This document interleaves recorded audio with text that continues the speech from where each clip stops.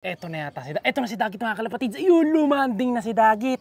Sige boy, papasokin mo na. Kakalak na ni Madlado si Dagit. Alam ka natin na pabigla na lang siyang sumulpot. Aba. Siya si Idol Madla, nakakahanga. May mga hawak, gandang linyada. Ika'y inspirasyon kung bakit hanggang ngayon ako'y palaging kumakarera.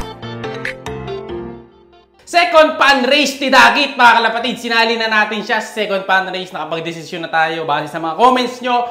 Gusto nyo isali natin si Dagit. Kaya naman sinali na natin siya. Ngayon, ito aabangan na natin siya. Ito nga pa yung forecast natin for today. Ayan. So base sa forecast, kailangan natin magabang. Ito din yung release kanina nung club. Ayan. So kita nyo, napakadaming kalapate sa club mga kalapatid. 3 truck, biruin nyo. Nasa may bandang buki rin sila toss dyan sa may farm, may baka pa nga.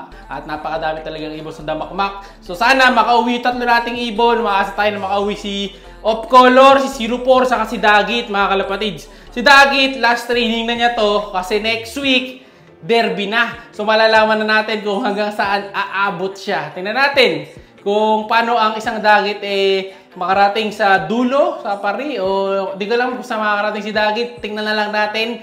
Samahan nyo kaming abutin yung dulo kasama si Dagit mga kalapatid. Siyempre kasama din yung dalawang panlaban natin na Off Color saka si 04. Ito magabang na tayo. Medyo magandang panahon natin today. Solid ang panahon. Ayan, medyo may ulap-ulap na. Nasa loob tayo kasi nga medyo maingay sa labas. Hindi tayo makapag-video kaya dito na ako nag-vlog sa loob.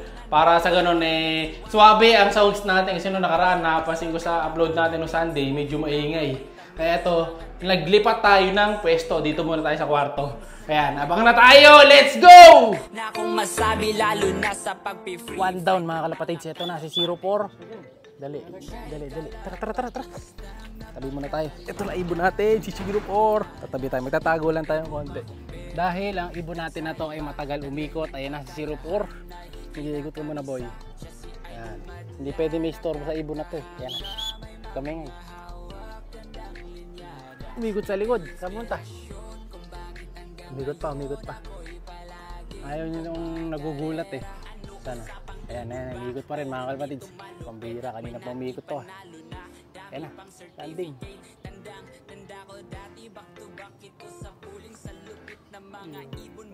Saan nagpunta? Dumapo sa likod, pambira sa likod bumaba. Tutulak natin, let's go. Ito na, landing board. Ito na mga kalapatid, si 04, baba na, takbo, ayan na. Sa gitna boy. Ayan na mga kalapatid, baba na. Si 04, 1 down na tayo, nakapag-clock na tayo ng isa.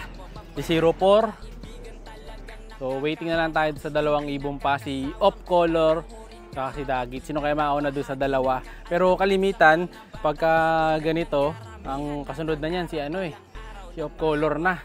Tapos saka si Dagit. Tingnan natin kung masusunod yung pattern today. So mabilis naman pumasok si 04. Napadali ang buhay natin ngayon, mabilis pumasok. Dito manggagaling. Tingnan natin. Ito isa, si Off Color. Ito na.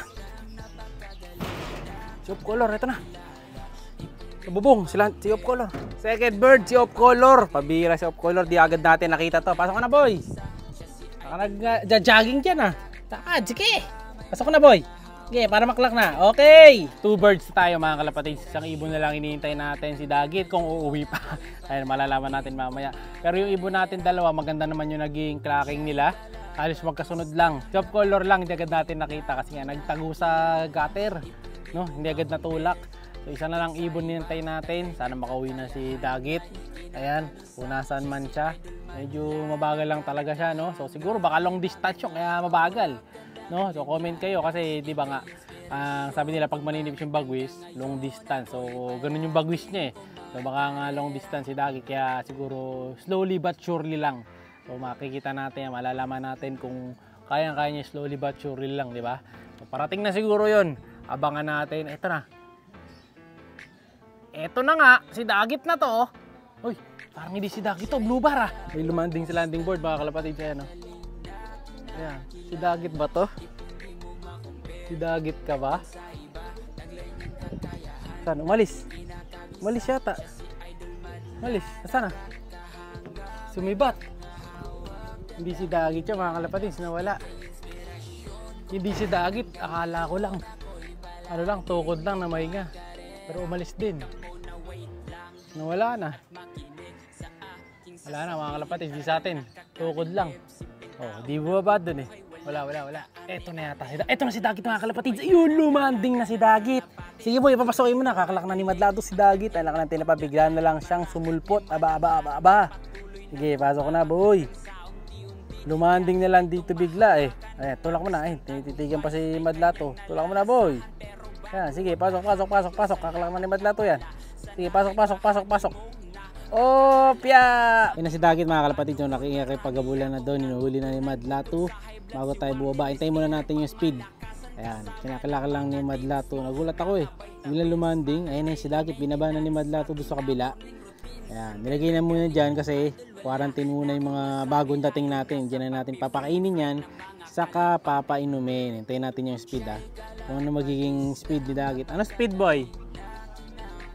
850 na tinapa, muntik ka pang kapusin sa second pan race, no? Baba tayo, puntahan natin, kamustahin natin siya, ayun, no? Makikipag-asawa na sa asawa niya. Akala ko ako naiinom na itong electrolytes na to.